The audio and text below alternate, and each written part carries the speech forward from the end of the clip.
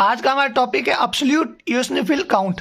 Absolute eosinophil count is required for knowing the number of circulating eosinophils in blood in allergic condition and other causes of eosinophilia. तो देखिए, सबसे पहले absolute eosinophil count जानने से पहले अपन को ये पता होना चाहिए इओसिनोफिल क्या होती है। तो देखिए, डब्ल्यूबीसी की एक पार्ट है इओसिनोफिल, ठीक है। अब अपन एब्सोल्यूट इओसिनोफिल काउंट जानने की अपन को रिक्वायरमेंट क्यों पड़ी? ताकि अपन नंबर देख सके सर्कुलेटिंग इओसिनोफिल्स के ब्लड में, वो भी एलर्जी कंडीशन में या फिर और कोई कंडीशन जिसमें इओसिनोफिलिया हो जाए। इओसिनोफिलिया मतलब increase of eosinophil in blood. तो देखिए, दो तरह के मेथड है जिससे अपन absolute eosinophil count find out कर सकते हैं। तो पहला है इंप्रूव्ड न्यूबार चैम्बर मेथड और दूसरा है fused Rosenthal counting chamber method. तो देखिए, यहां पे अपन डाइल्यूटिंग फ्लूइड कौन सा यूज करेंगे? For both methods Dunger's diluting fluid is used with the following composition. Dunger's diluting fluid use करेंगे, उसके अंदर कंपोजिशन क्या होगा?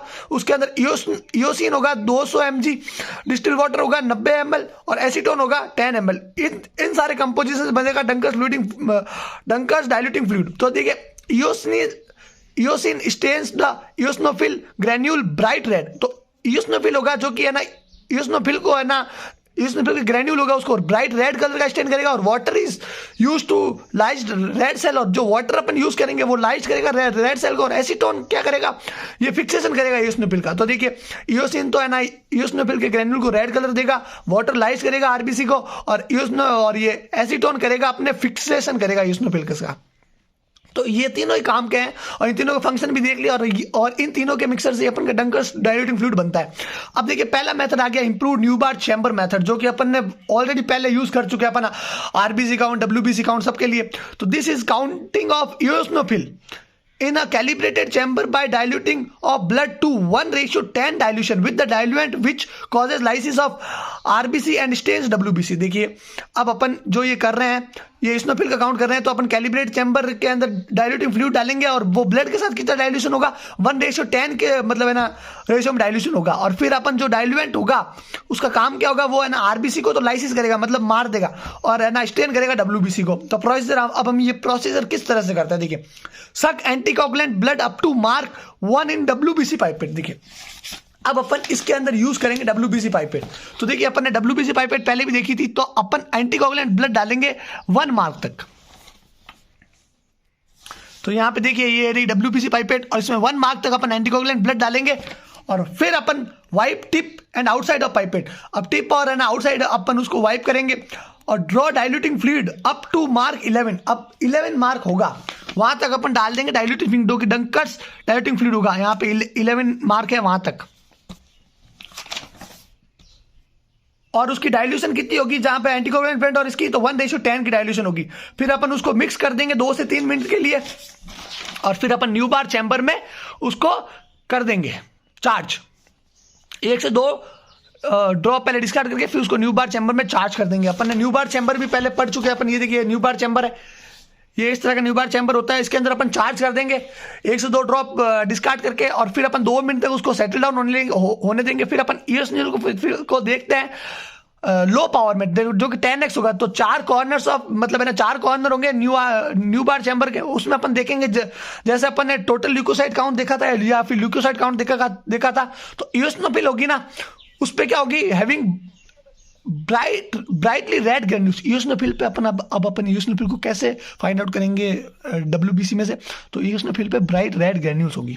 अब कैलकुलेशन किस तरह से करते हैं? तो नंबर ऑफ इओसिनोफिल 1 mm में होता है n/10/4 और डाइल्यूशन फैक्टर होता है 10। तो अपन है ना नंबर ऑफ इओसिनोफिल पर mm³ होता है n/10 और फिर वो 4 आ जाएगा। तो और मतलब है ना कट कुटा के n/25 जो कि अपना लास्ट फाइनल फैक्टर होगा। और यहाँ पे n क्या है? The total number of eosinophil count करते हैं, जो कि n 4 कॉर्नर्स अपन स्क्वायर में। तो कितनी अपने इओसिनोफिल काउंट हुई 4 कॉर्नर स्क्वायर में, उसको यहाँ पे लिख देंगे और ×25 करेंगे तो अपन टोटल अपना आ जाएगा एब्सोल्यूट इओसिनोफिल काउंट। तो ये हो गया पहला मेथड, जो कि अपन इंप्रूव न्यू बार चैम्बर से कर रहे थे।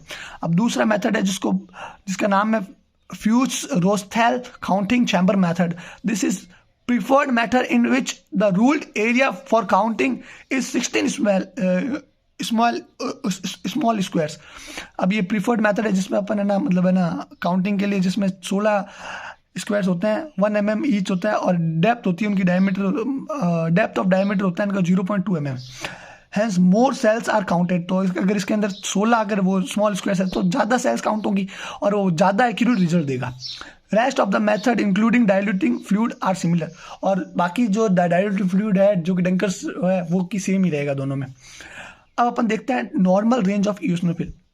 एक अडल्ट के अंदर 40 से लेके 400 माइक्रोलीटर तक अपने इओसिनोफिल होती है।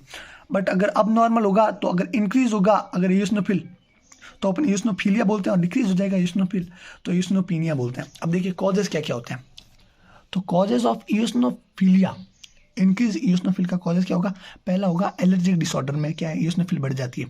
अब वो एलर्जिक डिसऑर्डर कौन से होते हैं, ब्रोंकियल अस्थमा, यूट्रेसिया, हे फीवर और ड्रग हाइपर सेंसिटिविटी की वजह से अपने इओसिनोफिल बढ़ सकती है, जिसको बोलते हैं इओसिनोफिलिया हो सकता है। दूसरा है पैरासिटिक इन्फेक्शंस, जिसमें राउंड वॉर्म हो गया, हुक वॉर्म हो गया, टैप वॉर्म हो गया और इकाइनोकोसिस हो गया, उसकी वजह से अपने इओसिनोफिल बढ़ जाएगा या इओसिनोफिलिया हो जाएगा। स्किन डिजीज होती है जिसमें पेम्बिगस, डर्मेटाइटिस, हर्पिटोफॉर्मिस और एरिथीमा मल्टीफॉर्मी, इनमें क्या होता है इओसिनोफिल बढ़ जाता है इओसिनोफिलिया। पल्मोनरी डिजीज होते हैं जिसमें लोफर सिंड्रोम और ट्रॉपिकल इओसिनोफिलिया, इसमें भी इओसिनोफिलिया हो जाता है। और हिमेटोपोइटिक डिजीज होती है जिसमें chromic myeloid leukaemia, polycythaemia vera और हॉडकिंस डिजीज या फिर पर्नीशियस अनीमिया, इनमें भी इओसिनोफिल बढ़ जाता है। और मिसलीशियस कंडीशन जिसमें रिमेथॉइड अर्थराइटिस, पॉलीअर्थराइटिस वर्डोसोआ और सार्कोडिसिस और इरेक्टिडिएशन, इनमें इओसिनोफिल बढ़ जाता है। और इओसिनोफिल कम किस में हो जाता है, कॉजेज ऑफ इओसिनोपिनिया, तो स्टेरॉइड एडमिनिस्ट्रेशन करते हैं ना तो उसमें इओसिनोफिल कम हो जाता है। तो ये अपन ने पूरा जान लिया इओसिनोफिल का, जो कि अपने फॉर्मूला है कैलकुलेशन में n/25। और ये अपन ने दोनों मेथड देख ली, न्यूबार और फॉच रोथेस्टेल काउंटिंग मेथड, और अपन ने सब कुछ डाल दिया। डंकर्स फ्लूइड का अपना कंपोजिशन जान लिया, इओसिनोफिल बढ़ता किस कंडीशन में, कम किस कंडीशन में होता है। अब अपन अगला वीडियो में देखेंगे अनीमिया के बारे में।